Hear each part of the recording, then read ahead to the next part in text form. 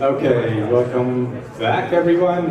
And I'm very happy to introduce Eva Cremers to you. She came all the way from...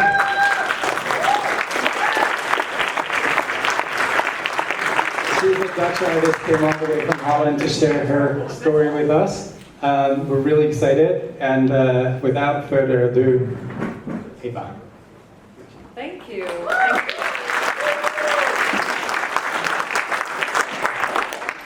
So thank you all for joining and for coming to see my talk. I'm really happy you all took the time to do that. I'm really excited to stand here because before actually the pandemic, I would always be the person in the audience, and I was always dreaming of, standing on a stage someday. And during the pandemic, I actually started doing some online talks. So I'm really glad that now, after the pandemic, I really start to do live talks. So for me, it's a really exciting opportunity. So my name is Eva Cremers, and I am a 3D illustrator and animation director, which also means that it's really hard for my parents to explain to other people what I do. And my parents are actually here, so now this might help this talk. So in this talk, I'm going to tell you a bit about my journey into the 3D world and how I got there and what I've learned so far, basically. But first, let me show you a bit of what I do and what I create. Down with this. Please come. Down with this. Down with this. Please come. Down with this.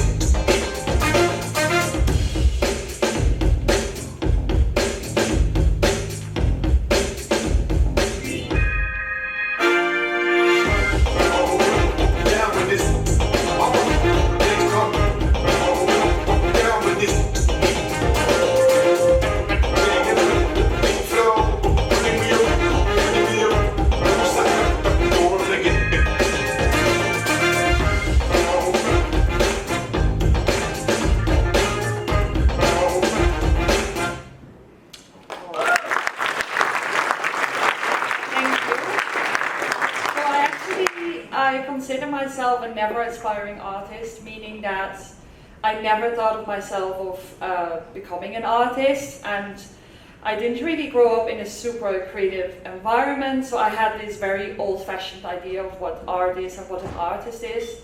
And this was kind of my idea, a guy with paintbrushes in an attic, very artsy, but it's not at all how I experience it today, so that's quite funny. So I never thought of being an artist, so after my school I actually decided to take the nerd exit, and I studied international business and economics. And this is me floating around in numbers and letters, and I thought it was actually a really interesting study, so I really enjoyed it. But I always imagined myself doing something like this, with high heels and a skirt. But then after 2 years into studies, I actually realized it's going to be a bit more like this. So I quit, and then I realized, okay, I might want to do something creative. I found it really daunting, but yeah, there we go. I applied for the Art Academy, and I applied for the direction of communication, and it was in the Netherlands. And over there, the first year, you get to experience graphic design and illustration, and then you pick your direction. And I remember that every single teacher told me, you have to do graphic design. You will never, ever, ever become an illustrator. So that was great advice, because obviously I'm not doing graphic design right now. But I listened to them, and I actually studied graphic design for 4 years.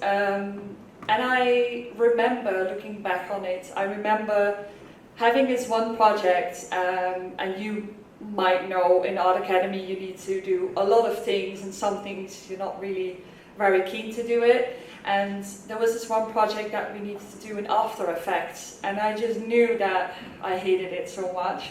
So I read something online about 3D, and I said to my teacher, can I do this project and try it out in 3D? And you would expect an art academy to, that anything's possible really. But he said, no, don't do 3D because I cannot support you, and I don't think there will be ever, work in this. So it's better to keep it at, After Effects. So once again, thank you very much. I actually did the project in 3D, but he gave me a very low grade because he just disagreed with me. So after 4 years of graphic design, I was actually quite glad that I left, because for me, a big thing that I learned during the studies was actually that I don't want to be a graphic designer. Sorry, Mom. She wasn't really glad about that, maybe. So I realized, okay, I have these studies, obviously I learned a lot, but what can I do with that? So for me, I realized I need to do something big to not just stay in this sort of bubble of graphic design. And right before, in the sort of final year of the studies, we were asked to do an internship of 6 months. And for me, that was the big opportunity to try something out, something big, and try to break out of my graphic design shell, in a way. And I thought, I want to try to get into the company that I love the most. And I think it's maybe not possible, but let's see. And that company for me was Snask, and if you don't know it, you should definitely look it up. It's a design agency in Stockholm, in Sweden, and they do this kind of work. So it is, as you can see, it is graphic, but at the same time they have a lot of fun into it, which I was really drawn to that. But they are a very cool company. They have their brand colors pink, they have a pink office, a pink bar, and this is what they look like. So I thought sending a very sweet letter is probably not going to help me getting this internship. So I thought I need to do something really bold. And I actually started reading interviews with this company to understand, what they were about. And in one of their interviews, I read that every time that they get a new client, they send them a video celebrating, so with like all sorts of props and stuff. So I thought I'd turn that around, and I sent them this very pink box with all sorts of pink party essentials inside. And I actually added a letter just saying, congratulations, I am your new intern. And I look forward seeing you celebrating that, with all the party props. And I was so scared sending this because, to be honest, it's a bit out of character for me, but I just knew I had to do something super bold. But then, in the end, I got this very nice picture from them, and it actually already says here in the corner, like, what type of coffee they would like, which I thought was a good joke. But yeah, I had a fantastic time with them, so I realized then that, it really pays off to do something that, scares the hell out of you, basically. So, after this internship, I actually ended the graphic design course, and I literally had no idea what to do, which I think more people, in the art world will probably experience. And I was just walking around, not knowing where to go, what to do, what job I wanted to do. And then I got really lucky. After a couple of months, I got this Willy Wonka ticket, I call it. This was me. I actually got an email from a company in London, which is called Man vs. Machine, and you might be familiar with them. They create amazing work. It's a lot of 3D, CGI, but it's also live action. They do all sorts of stuff, but just insane. I actually, to be honest, I had no idea why they would email me, because I had this Instagram page and I had some, graphic design work there. It was nothing that I thought, this is amazing. So I was really surprised to get an email, which goes to show that, sharing your work is always, perhaps something might happen. And just to show you what I did in graphic design, this is an example. So you can already see I was very graphical, but at the same time I wanted to explore the sort of fun side from it, which, yeah, I think it's still in my work. So they asked me, okay, you have 3 months left before you come to us in London, and we do a lot of 3D work, a lot of CGI. Can you please learn some very basics, just so you know what we talk about and so you understand a bit of our process?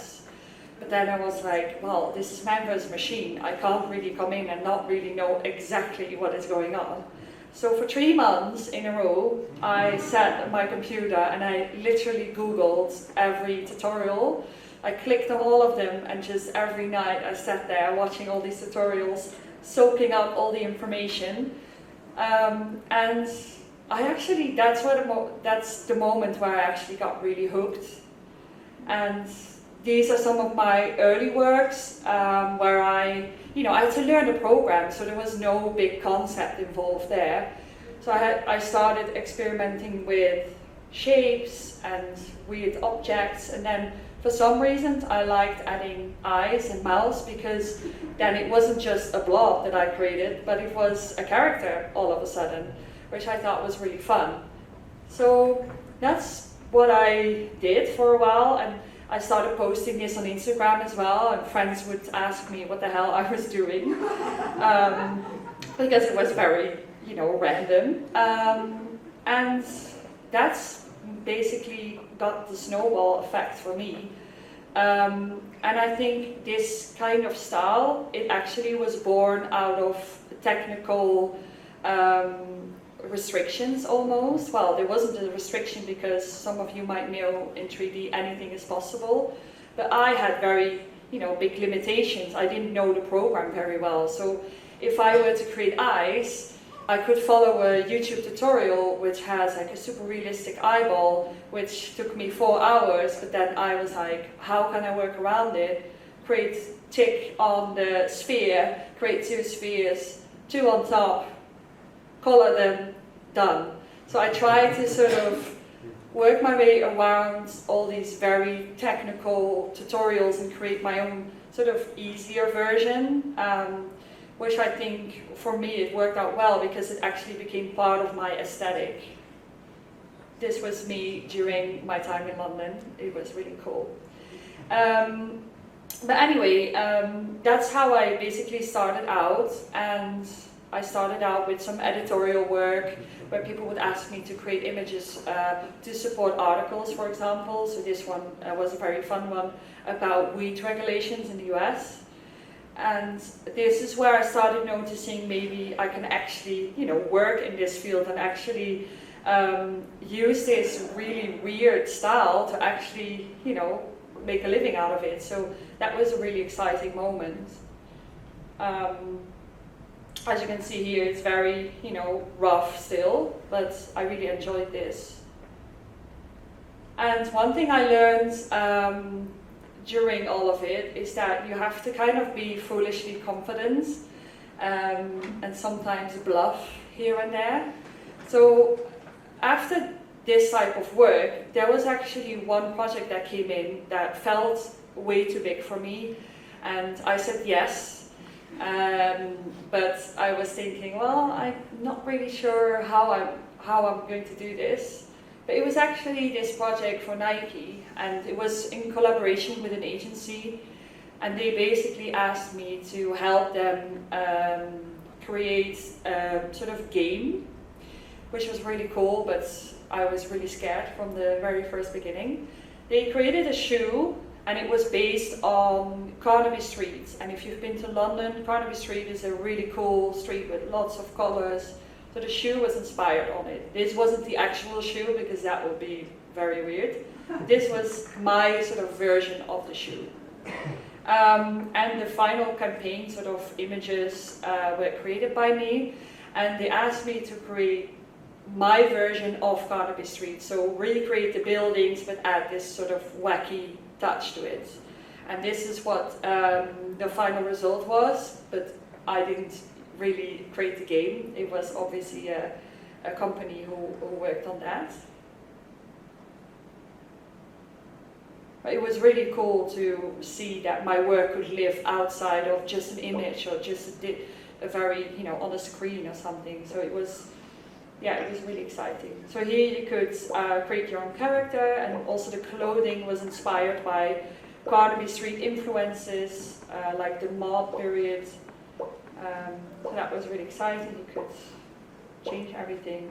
And then with that character you could walk around in my version of Carnaby Street.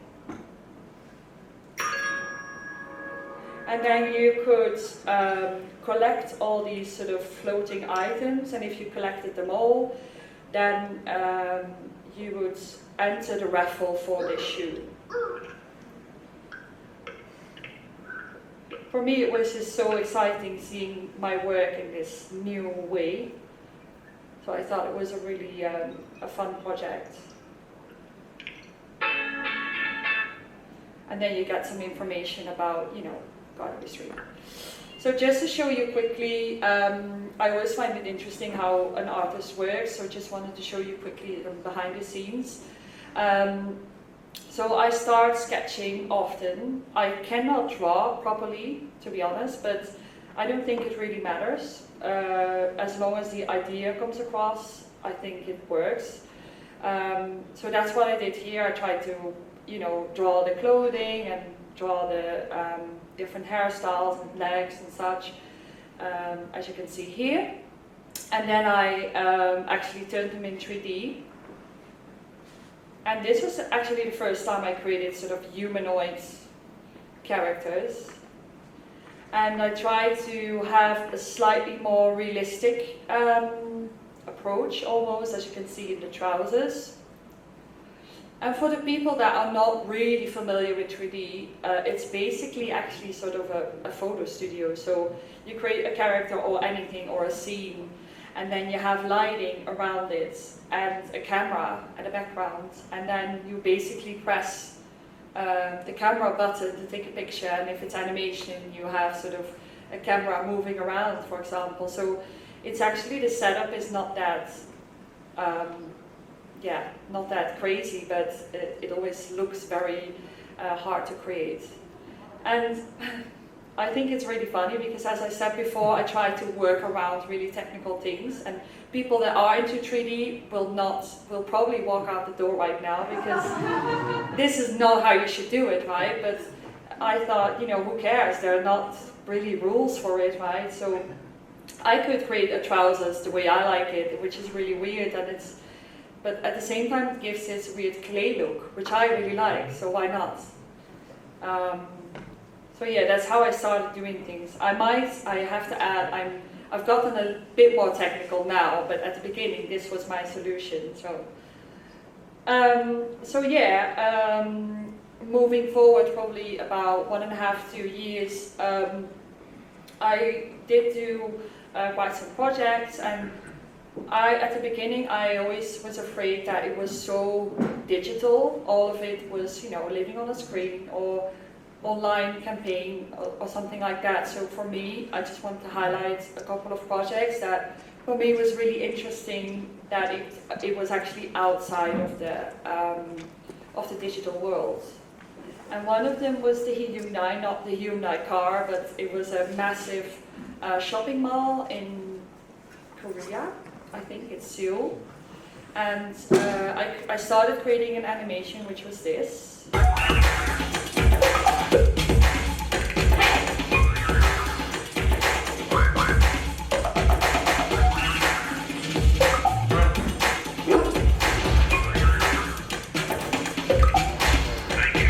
So it was a looping animation, and it was really exciting because they took these elements and they actually covered this building with it, so it became very physical, and it was really cool seeing people interact with it and have this printed in a massive size, as you can see here. And I thought this was really cool as well. It's still digital, but it also kind of lives in the physical world, which is cool. And another thing that I really, really enjoy is sculptures. I actually never thought of it, but then there was this company saying like, hey, we would like to create an exhibition, and there was this other company with like a Christmas campaign in a shopping mall, and they wanted to create these sculptures, which obviously is the dream for a 3D artist, seeing, you know, the 3D 3D character coming to life. And I saw these pictures of people actually creating them in I don't know what the material is actually, but it looks so cool in real life. And I love the little guy actually holding his hand. It's just, yeah, it's super magical. And this was that Christmas project. So there were a bunch of characters, and I created them on a very tiny screen. And then seeing them in this big size, it was just really, really cool. And the last project that is more physical I wanted to highlight is a recent one I did for Mini, the car. And they asked me to create a rooftop design, which I thought was really cool to create something for a car company, obviously. And I actually have a Mini myself, so it was sort of the perfect match. So I created this sort of scene where there was some sort of car elements in there, and I love the character completely on the left, which has like mechanic stuff, but also ice cream, you know, 2 essentials in his belt. And I created this 3D artwork, and I recently actually saw a car with this sticker driving around. It's just, yeah, it's really cool to see that kind of stuff, and yeah, it was really nice. And with each project you learn what excites you the most, and for me that's such a big thing, because I still feel that I am new in this world. I do this work for about 3 years now, and you know, you're still sort of figuring out, what do I want to do within 3D? Do I like to work more in animation, or do I like to work more in illustration? What's my go-to project? So animation is a very logical step in 3D, because it makes things come to life even more.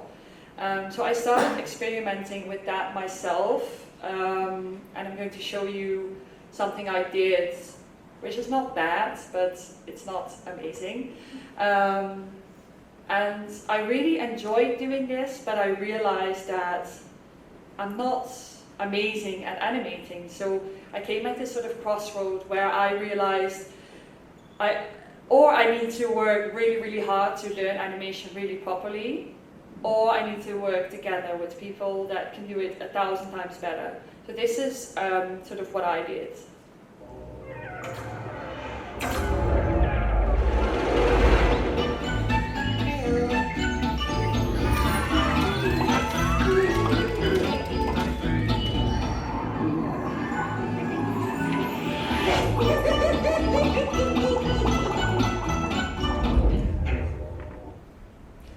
So this was the opening of my website earlier, and yeah, like I said, I liked it, but I knew that there was a lot of, you know, finesse that could be achieved. So that's why I was really surprised that I actually got this job for Fisher Price, and they asked me if I wanted to be, it was my first directing job. I was asked to be a director. And I thought, well, that's quite bold for such a big company, you know, seeing that previous work, to ask me to do it really professionally. So it was really cool that they let me do it. I'm just going to show you what we've done. We created 3 animations, and it was to show off the new baby products. And I think it was really cool. I created the characters, the scenes, and other people helped me giving it a life, basically. I swear, parents are always like, I wish I had more arms. Well, I have 8 arms, and I still can't keep everything straight. Cue the jumperoo. Fisher Price just gets that you need an extra, more entertaining arm that helps your child laugh, learn, and grow in all the right ways. Carl!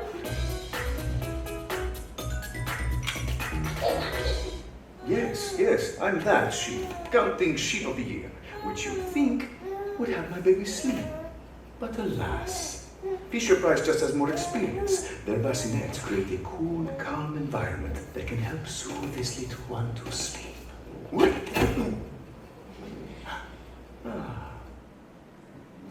Oh, I know. Keeping an eye on everything is never easy. But Fisher-Price's baby seats keep my little ones inside, entertained and contained for all their different needs. See, they're happy. Well, I get some time for me.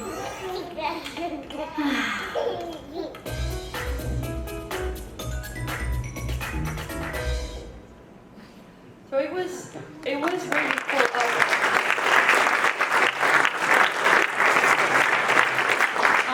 I just wanted to highlight this project because I learned a lot from this, because I actually also learned that, hence the face on the screen, I actually learned that it can be really difficult if you are a one-woman show and then have this massive team with an agency with, there's so many people involved in a project like this, and that's where it's very easy to lose your sort of touch or aesthetic, and I think it's still there, but looking back on the project, I realized that I probably was so in awe of these other people that did the project so well with animation, with lighting, that I was like, wow, this is amazing, and I should have probably been a bit more like, I think if you tweak it like that, it's a little bit more Eva. So I think for me, it's a really great lesson. And I think it's really important to do that, to be really critical all the time and think like, how can you improve it on the next project? That being said, I'm super happy still with this project, and it's really cool to know that you can take on bigger things as well. I find that really exciting for the future. So create what you love. It might be a very obvious one, but I still think that people can sometimes be a bit leaning towards trends or trying to think of what a client might want rather than what they want to create.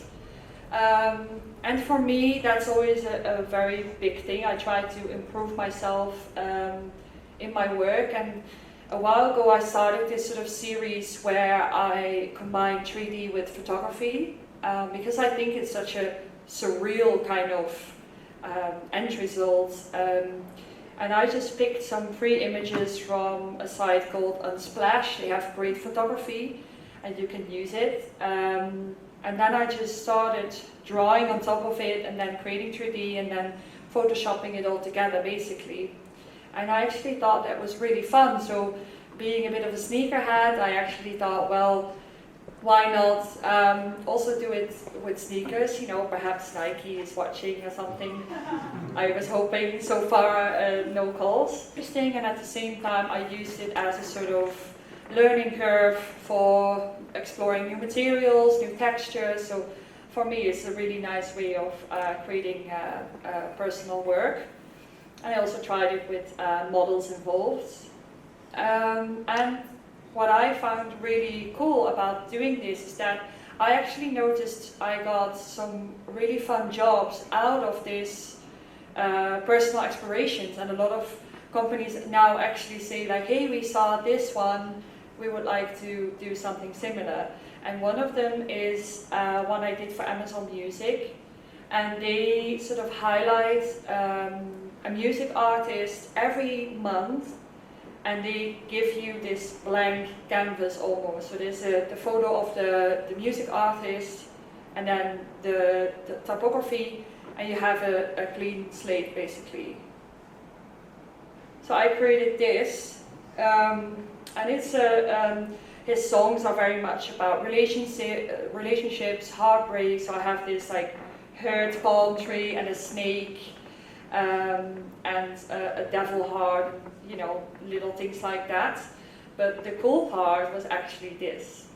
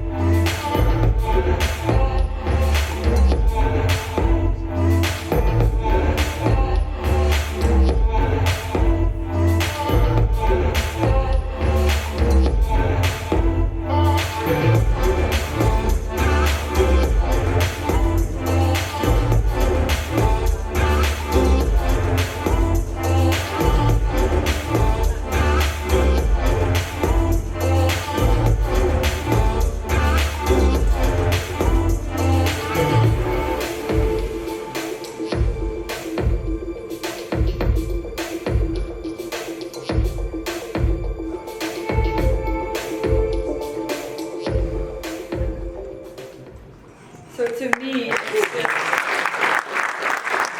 I didn't bring this, right? So to me, it was just spectacular to see other people actually paint that well, that it's 3D, but it's painted. It just blows my mind. So that was such a cool thing. And another project that came from the personal work that I did was a project for CCC. And it's, I think it's a company, maybe it's also in Austria, I don't know, it's also a lot of Poland, but they sell shoes and bags basically. And they asked me to work with them on a back to school campaign, but they called it Back to Cool, which I really loved.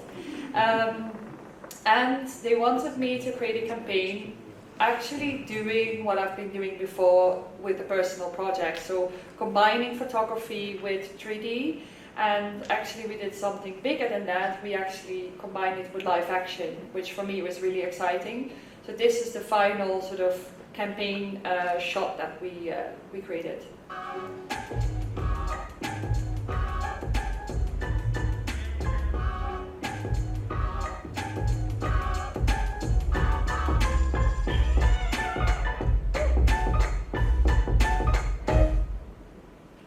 And I started.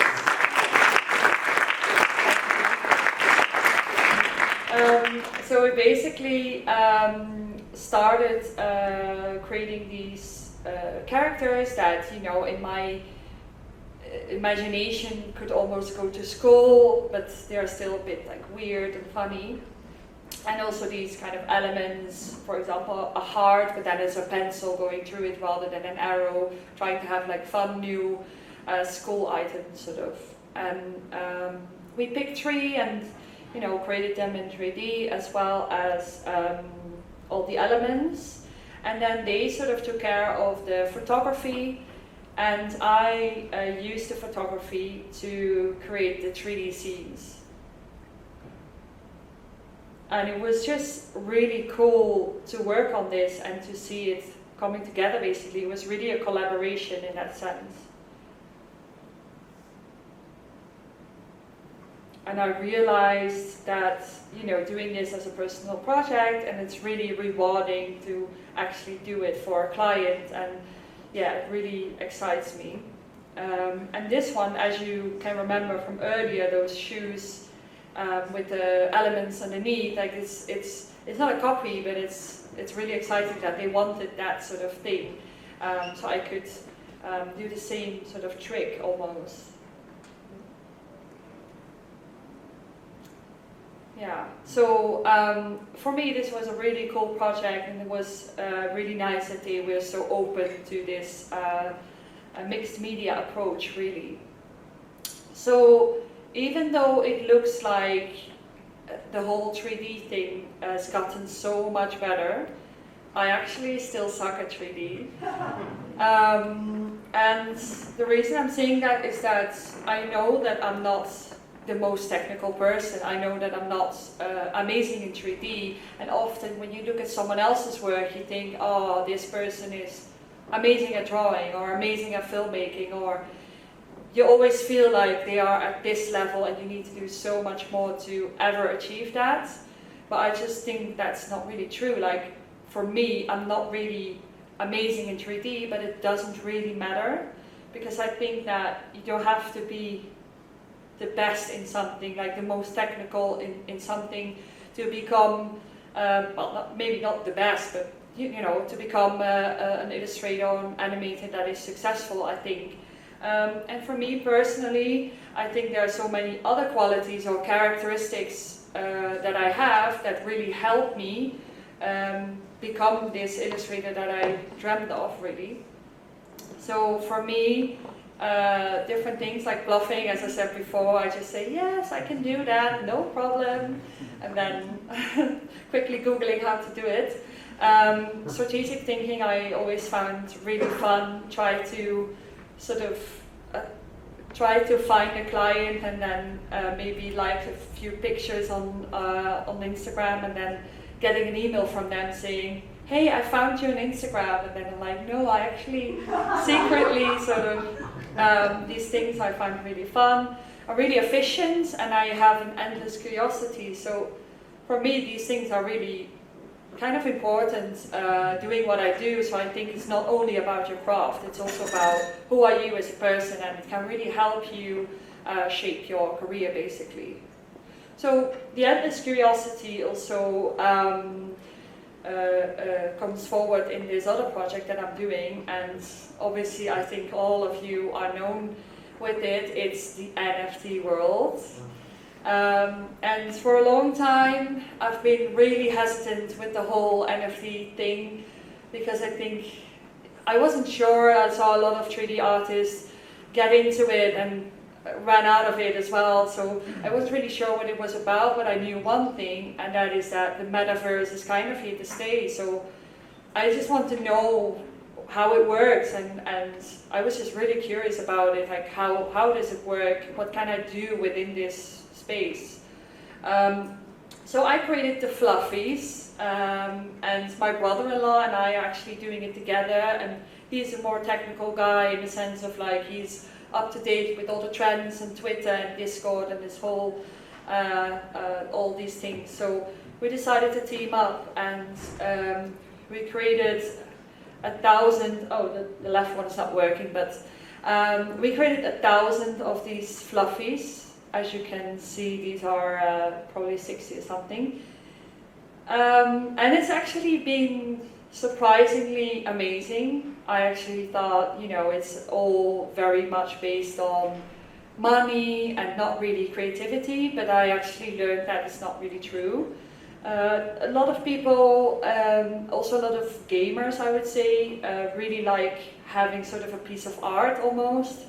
And I've been sort of building this community of people, and it's been really, really fun and rewarding seeing people engage with it and actually want to collect all these things. And we recently also worked on this Halloween collection where people could collect different NFTs and get a 6th one if you've collected them all. So it's really a fun new place which I'm still exploring, but at the same time I try to keep it very separate from my commercial work, because it's sort of my own almost personal project that I want to explore, and I think it's really scary when you add clients to that. But perhaps in the future, I know that a lot of companies now want something with NFTs because it's a trend. So let's see how that evolves basically.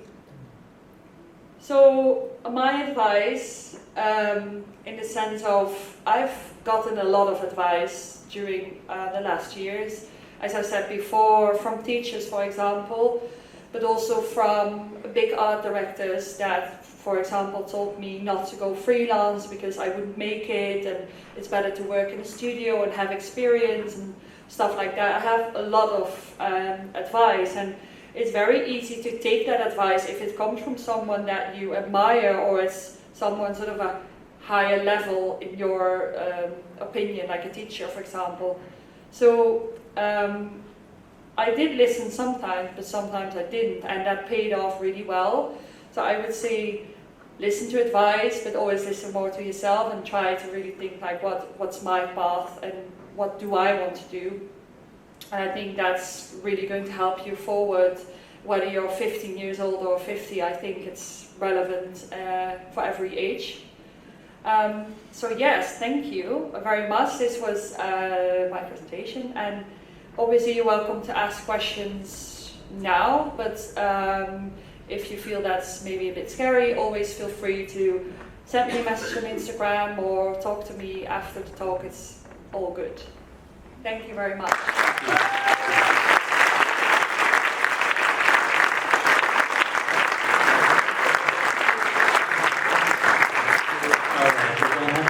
Quick Q&A, so if there's questions, please let me know by raising your hand. So I just want to say I love your work. It's amazing. Thank you. And then I also I was curious if you ever were in touch with the teacher who told you not to be an illustrator? Sorry, can you ask again? Sorry. If you were ever in touch with the teacher who told you will never be an illustrator? No, I haven't, but I actually would like to see him, you know, or he still lives in the city that I studied in, and I come there sometimes, like 3 times a year, and it would be a dream to accidentally walk into him, because I know he's been following my work. I checked that, so it would be so nice to say like, thanks for the advice, man. Yeah, it's funny. Anyone else? Questions? Yes.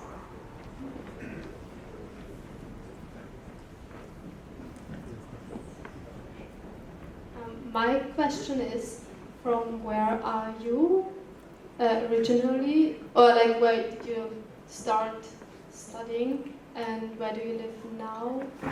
And also how you, because cinema 4D is expensive, and also the laptop is expensive, and I wanted to know when you got the better or more expensive laptop. Right, so, okay, so first, where am I from, right?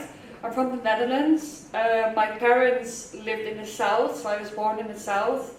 After school, I was like, let's get the furthest possible away from my parents, very classic 18-year-old. And I went all the way up to the north of the Netherlands, but it's the Netherlands, so it's not very, very, very far away. And now, I love my parents very much, so now I'm actually in the middle again, so closer to my family. So it's really great because I live in this more sort of nature space. It's called a city, but it's not really big. And it's really nice with a lot of nature around me. And it's only 1 hour away from Amsterdam, so that's good as well. And for Cinema 4D, yes, I now have this wild PC. Like gamers are actually jealous with like crazy things. I don't even know exactly how it all works. I'm not that technical.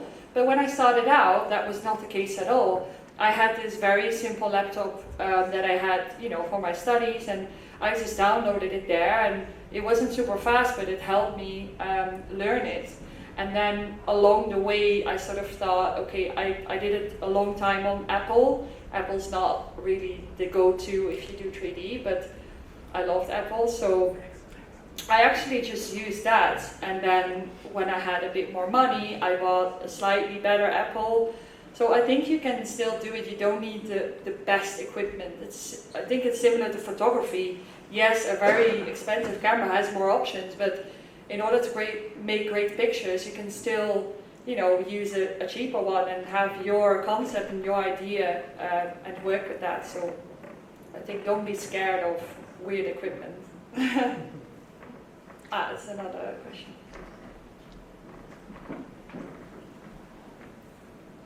Did you also apply for jobs, or were they all asking you to come to companies besides of the internship?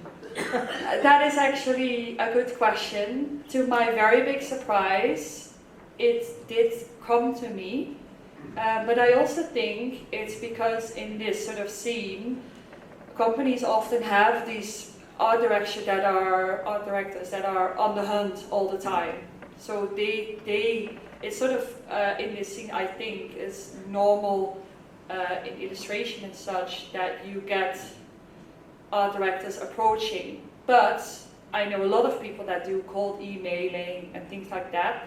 And what really helps for me is that I am actually with an agency, so it's not all me, and they do a lot of reach out to clients, which I think is great. I think for me personally, I think it would work really well. I would find it scary maybe even to approach a client, but what I do and what I told a little bit earlier on is that I do look up a lot of art directors, creative directors, people that I think, that's a brand I really want to work for. I Google them and I try to, sort of, how do I say that? I try to sort of stalk them, but then in a very subtle, soft way. So yeah, I looked them up on Instagram and then I'm like, he or she got 3,000 followers. So if I like one photo, they will not see it, but maybe if I like 4 and give it a follow, and then I have this very strategic, and sometimes that helps, like people start noticing it and follow me back, and that's how I try to network as a sort of dark stalker almost. Yeah, so maybe it's helpful, I don't know. Any other questions? One more.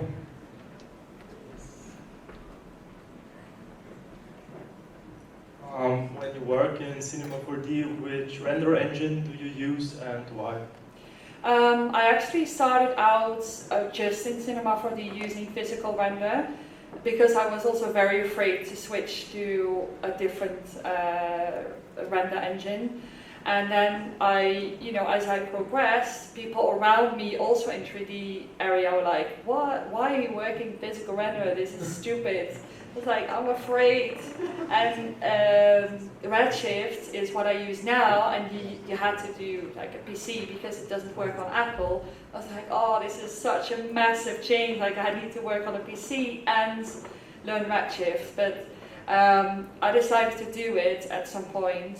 Bought a PC, installed Redshift, and then within 1 minute I was like, all right, this is 1,000 times better. So I'm really glad that I did that because it just gives a lot better results, I would say. I really like it. Yeah, and I think Octane can work really good as well because it's more intuitive, maybe. But yeah, I think Redshift for me works really nice. Any other questions? Okay, one more. Okay, I think we're good. Yeah. That was a good output in terms of questions. Yeah. Quite a lot of them. Okay, thank you, Eva, so much. This was Thank you, really guys. great. Give a big hand to Eva.